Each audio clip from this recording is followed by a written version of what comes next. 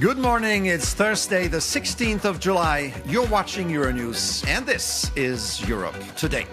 Welcome to the program, I'm Stefan Grobe. Coming up, the United States has launched a new wave of strikes on Iran as tensions flared over the critical Strait of Hormuz. According to the Iranian Health Ministry, 7 military personnel were killed and more than 260 people were injured. Meanwhile, US President Trump renewed his threat to bomb Iranian civilian infrastructure unless Tehran returns to the negotiating table. Global oil prices rose again. The European Commission and Ukraine have signed a new defense industrial partnership, marking a major step forward in the integration of the European and Ukrainian defense industries.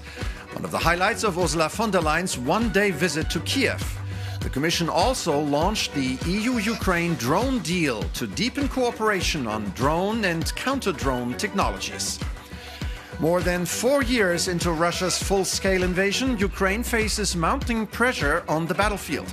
Russia continues its offensive. Drone and missile attacks remain relentless, and Kyiv is urging its allies to deliver more weapons and faster. As Europe accelerates its own rearmament and debates its long-term security role, one question remains urgent. Can the European Union do enough to help Ukraine hold the line? We'll speak to EU Defense Commissioner Andrius Kubilius. And Argentina and Spain will meet in the World Cup final in New Jersey on Sunday.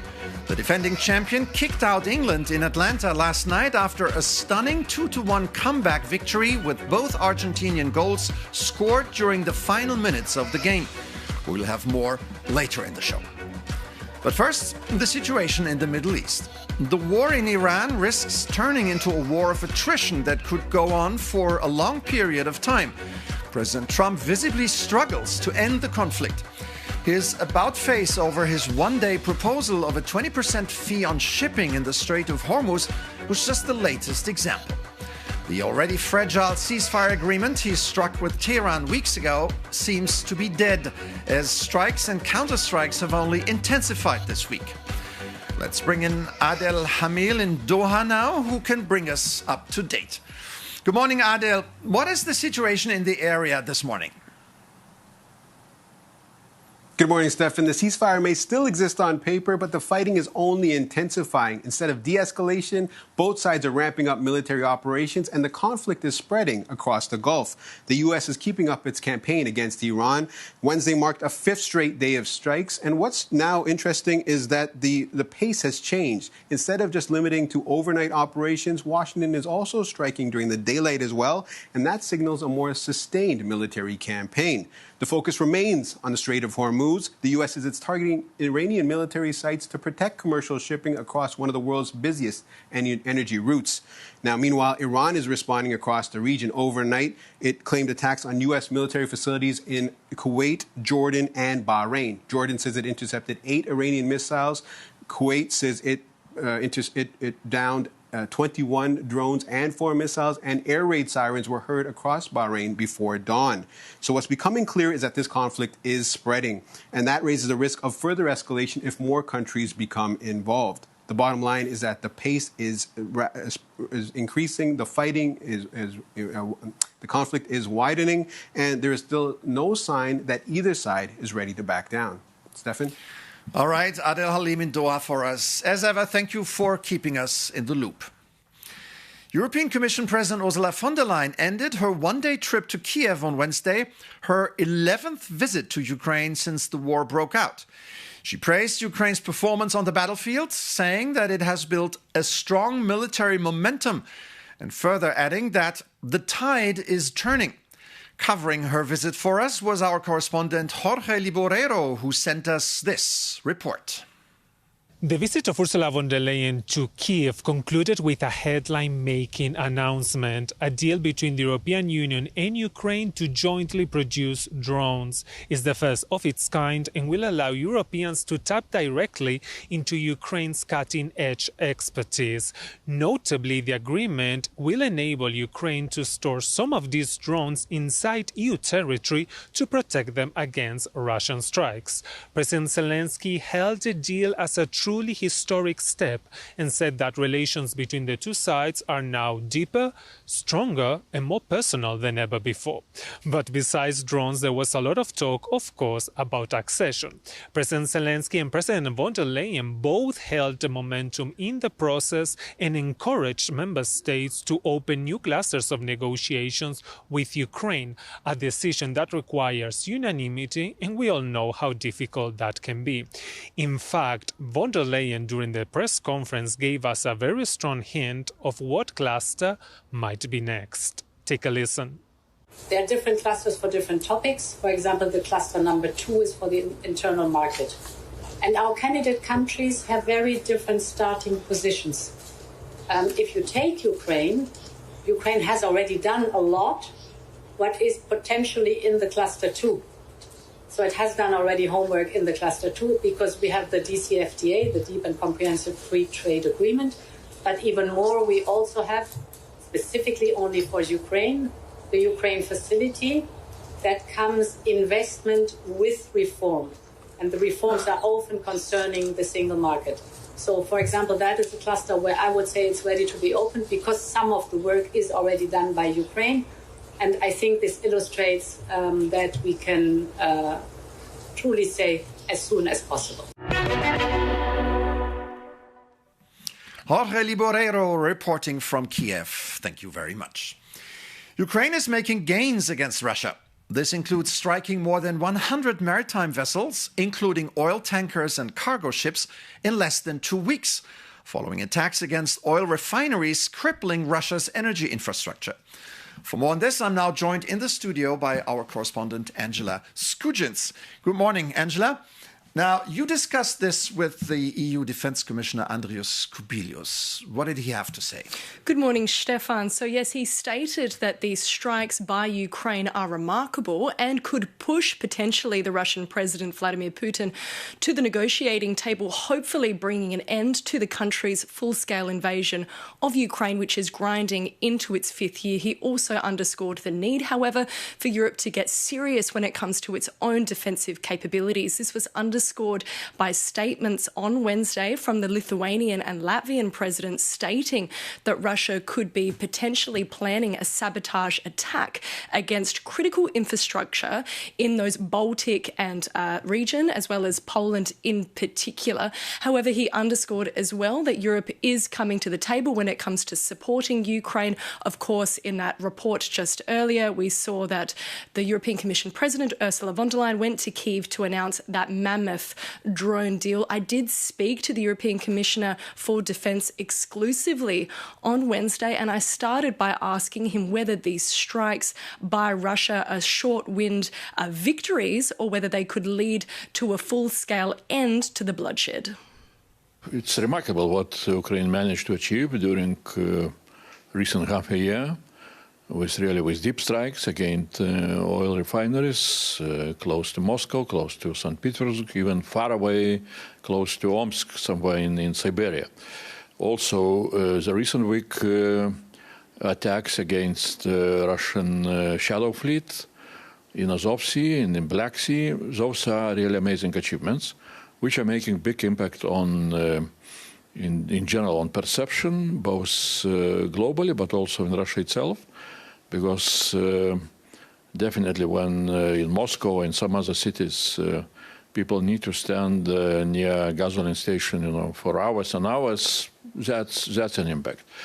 Definitely, we can expect that such kind of development should be a clear argument for Putin and his surrounding that he is not able to achieve any significant development in his war aims.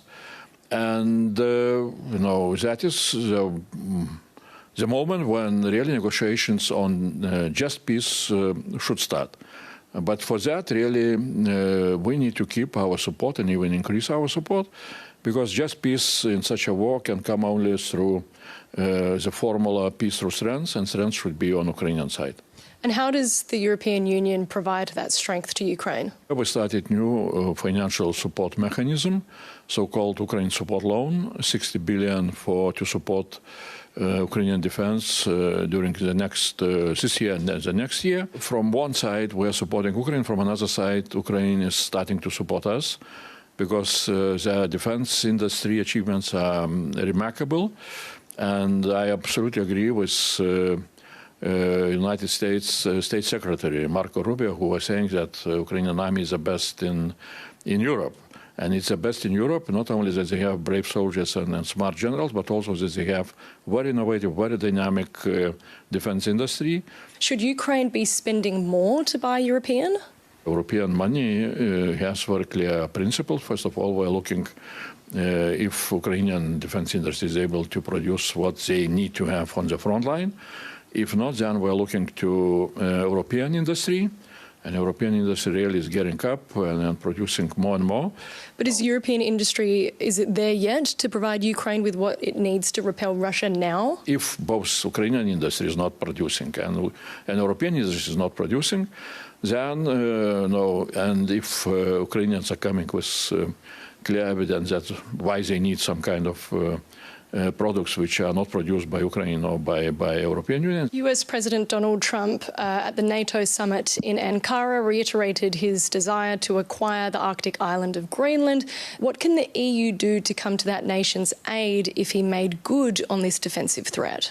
We have had the same, language several months ago, back in early spring or late winter. And our answer was very clear.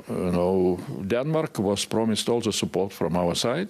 We do not agree with some kind of that language. The countries that have successfully acquired a portion of that safe loan, the 150 billion euros, what are the countries, particularly along Europe's eastern flank and those Baltic regions, using the money for? Those countries who are investing a lot, frontier countries, they also took, the biggest responsibility to spend safe loans, which are European Union support mechanism for all the countries to develop their capabilities. We see that some countries are a little bit, diminishing their, let's say, initial wishes, what they wished. Now we have perhaps 11 or 12 signatures, different countries which we agreed with them. We shall see which will be not taken by member states, and we shall look into possibilities, how and for what purposes we can use those money. President Zelensky was very clearly asking exactly, to find a way how to finance, for example, this anti-ballistic production of an anti-ballistic system. So we shall look how we can do. Definitely, besides, those, actions which we are doing now, we need to see also challenges which are coming and very soon. Especially, we need to evaluate how our transatlantic partners are starting to diminish their presence. EU Defense Commissioner Andrius Kubilius speaking to Angela Skujins. The war in Ukraine has created a new sense of threat among the general public in Europe. According to polls, a majority in many member states therefore supports increased defense spending. But not everyone is willing to make a personal contribution as well. In Germany, the number of applications for conscientious objection has continued to rise sharply and has already surpassed the previous year's figure in the first half of 2026. How to explain this trend? To find some answers, I'm now joined by Niklas Herbst. He's a member of the European Parliament from the European People's Party from Germany. Good morning and thanks for coming on. Good morning. Thanks for having me. So last year, there were fewer than 4,000 applications in Germany for conscientious objection. In the first half of this year alone, there have already been more than 5,000. Is fear of war driving this increase? Basically, of course, people are in fear, but we have a new military service law that started on the 1st of January this year. So I think for many people so far, thinking about war was, we have soldiers doing that for me. in case if needed. But now I think this law also forces people to think about their own contribution. And I mean, has the German government unintentionally frightened young people by constantly talking about the possibility of war? I wouldn't say that. And of course, you have to put the numbers into perspective. We're talking about 5,000 people. It's not only young people, it's even, some reservists, some, former soldiers, people who are not even affected by the law. So it's not a, very high number. I know, 5,000 in a country of 85 million. Exactly. But the increase is at least surprising. It is, but on the other hand, you have a different number as well. The number of people who are revoking, who are withdrawing their objection is also rising. So you have, pacifists, for example, who now change their mind and say we would be willing to serve in the army in case if needed. So it's an interesting situation. And in the end, we need a discussion about resilience in society. That's the ultimate goal that we should have. We need to talk about our own resilience. There are many ways to serve your country and your fellow human beings, also in terms of collective defense. You don't have to take a weapon into your hand. There are other ways as well. So this is a broader discussion. And I wouldn't say that the government has, supported fear of war, but you have to be honest to people as well. And of course, people are watching the news and they know what's going on. All right, Nicholas Herbst, MEP from Germany, from the Christian Democrats. Thank you so much for sharing your thoughts with us on this topic. And now to something entirely different. Chat Control 1.0, a temporary derogation from e-privacy rules designed to detect online child sexual abuse, was adopted by the European Parliament a few days ago. Ever since, the discussion about it remains heated. The controversy around Chat Control 1.0 is not primarily about its objective, fighting sexual abuse of children online, but about how it does so and what it means for privacy, encryption, and democratic oversight. To learn more, I'm now lucky enough to have Simeon de Brouwer by my side. He's a digital policy advisor at the European Digital Rights Network, IDRI. Good morning, and thanks for making time for us. Good morning, Stefan. So, your organization basically says chat control threatens fundamental rights, but your critics say you're putting privacy ahead of children's safety. Are they wrong? Yes, they are wrong, because we're not putting it ahead, we're putting it together. There's a way to address this problem without doing mass surveillance and without undermining everyone's privacy and other fundamental rights, and this is what we're putting forward, proportionality. And where do you draw the line between protecting privacy and protecting children? Well, if you can do both at the same time, that's the line that you need to draw. And in the chat control, the big issue is mass surveillance, that is turning inquiry into a fishing net. Mass surveillance means treating everyone as a suspect instead of looking for actual clues, actual suspects. If you reject chat control, what could be the alternative? This is what the parliament itself is pushing. It's a way of doing scanning of communications, which is not undermining encryption and not mass surveillance. It is targeted scanning. And we can do this without turning everyone into a suspect. Of course, the solution is not in technology alone. We need also measures that are societal, and we need work with police. This is not really being done right now. For example, the police doesn't take down online material. This is a big issue. All right. Simeon de Brouwer from European Digital Rights, thank you so much for coming on the show this morning. And now, the World Cup.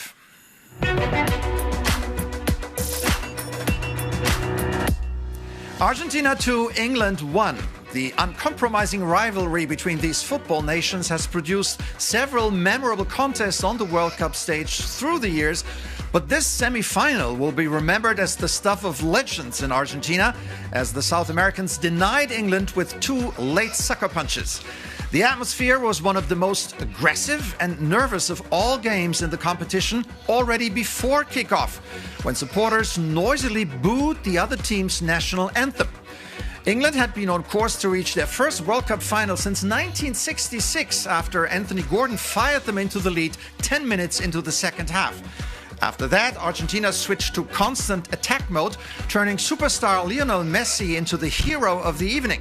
First, Messi set up Enzo Fernandez to fire in an 85th minute equalizer, and then, with extra time looming, crossed for substitute Lautaro Martinez to head in the winner in the second minute of stoppage time. A personal triumph for Messi, who will become just the second player after Brazilian great Cafu to appear in 3 World Cup finals. There you have it. That does it for us today. I'm Stefan Grobe. Thank you for watching. Take care and see you tomorrow.